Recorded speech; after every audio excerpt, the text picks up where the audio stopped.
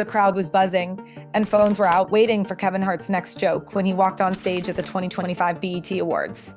However, nobody at all anticipated what happened next. Kevin looked directly into the camera, grinned, and roasted Meghan Markle with surgical precision as if she were the main course. You know what I love about Meghan Markle?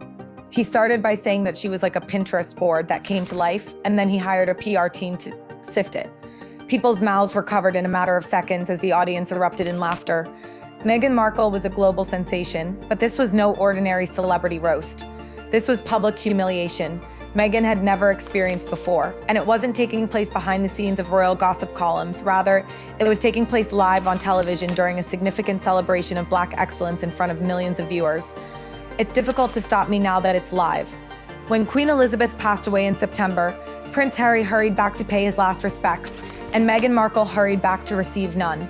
The crazy part is that Meghan wasn't even in the room. Not voluntarily, but insiders claim that she really wanted to go and even submitted a request to be included in the event. However, BET organizers quickly closed it down and her name didn't even make it past the initial round of internal discussions. She went from being praised as a modern icon to being politely told she wasn't welcome because her presence would detract from the show's true goal. This happened immediately after her failed Netflix series Love, Meghan, which critics likened to an overproduced Pinterest fever dream in which she staged conversations about motherhood with handwriting on mason jars, lemons, and ribbon. It felt like a branding stunt. A campaign more than anything else, with one critic calling it a narcissist daydream and another calling it vomit with filters. Accordingly, when Kevin made that roast, it was more than just a joke. It was a mirror reflecting what many people had already begun to feel but didn't say aloud. The Meghan Markle brand isn't working anymore. However, Meghan has always been about controlling the narrative through carefully planned interviews. It must hurt for someone who believes she is the next Princess Diana, because she built a platform on empathy and authenticity. But now she's being seen as performative and out of touch. Her docu-series insulted people rather than allowing them to see the real her. And while there are beautifully staged photo ops crying in high definition, and a team working tirelessly to clean up the internet, that control is slipping. Filtering and brand offers. Additionally, backstage after the BET roast, insiders claim that Meghan was furious not only because Kevin's joke had offended her, but also because she had no control over it. This wasn't the British tabloids where she could have cried racism and received sympathy. This was comedy, and in comedy, if you're the punchline, there's no PR spin that can save you. Control of damage. They spread rumors about a private event that allegedly prevented her from going, but those with knowledge of the matter knew the truth. She wasn't invited. And worse, she was deliberately excluded for someone who made a living by getting into influential places. This was a harsh wake-up call, and while Kevin Hart continued to run the show, cracking jokes and enjoying the applause, Meghan's team was left to clean up a mess that no press release had disclosed. Could correct even the most devoted viewers were left blinking at their screens, wondering what exactly they had just watched. It wasn't just dull, it was painfully artificial. The performance was over, the mask was slipping, and the audience was finally seeing what was underneath. Some say the fall really started with that Netflix disaster on paper with Love, Meghan. She had everything, a massive budget, global platform, and an emotional theme. Once the critics got their hands on it, they didn't hold back. From color-coordinated kitchen shelves to staged laughter and candlelit interviews, it felt more like a lifestyle brand promotional reel than a heartfelt documentary. One headline literally read Meghan Markle's $100 million daydream, while another described it as a Pinterest board with a voiceover. Even worse, the numbers weren't lying. Engagement of viewer fell after the first episode, with viewers feeling as though they had just witnessed a lengthy commercial for lemons wrapped in ribbons. The public started to notice that once her trademark started to turn people off, there was no rawness or vulnerability, just layers of branding. At that point, the conversation shifted from what Meghan was doing next to whether she would ever get real. It felt more like a corporation managing optics than a person navigating fame. And once people start viewing you as a product, they will eventually stop buying behind the scenes. Every new move seemed planned, every appearance was perfectly timed, and there was a sudden charity drop following a PR nightmare, a new podcast, and a wave of backlash. According to insiders, Meghan was annoyed not only by the criticism but also by how rapidly support has stopped.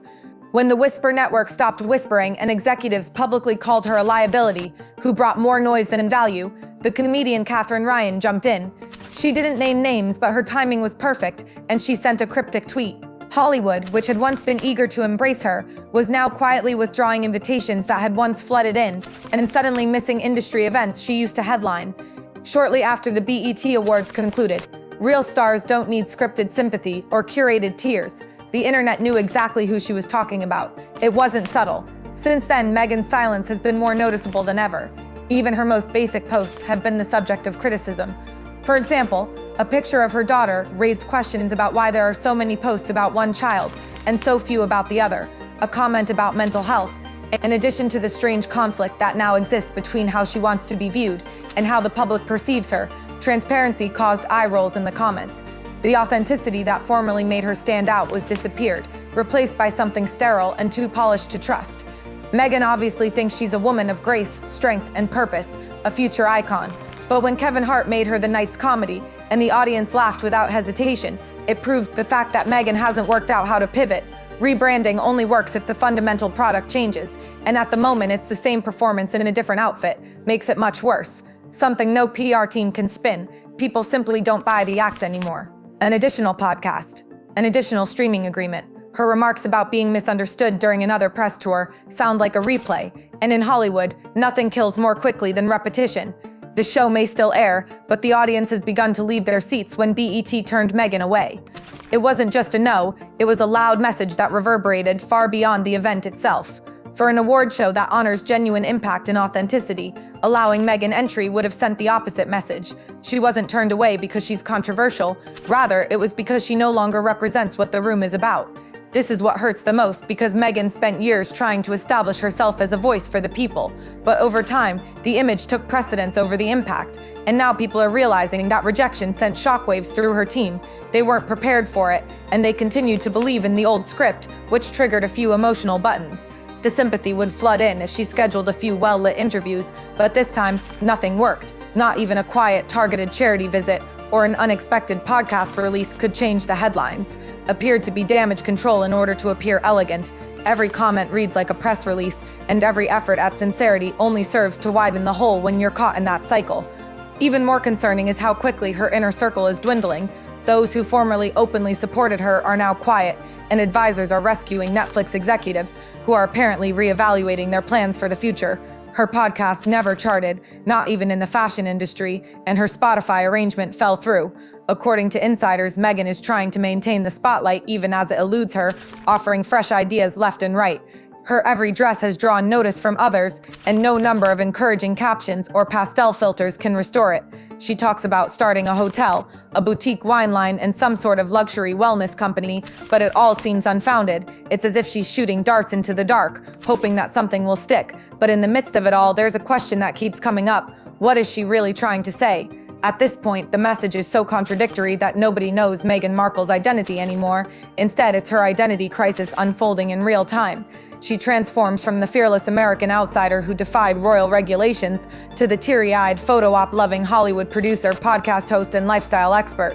The risk is that if you don't give people something strong to connect with, they will eventually give up. The frequent pivots haven't strengthened her. Instead, they have tired people out. Meghan believed that she was entering a new age, but in reality, the business that once embraced her is now subtly pulling her away, and the woman who once enthralled the globe with her every move is slowly being unraveled by the public.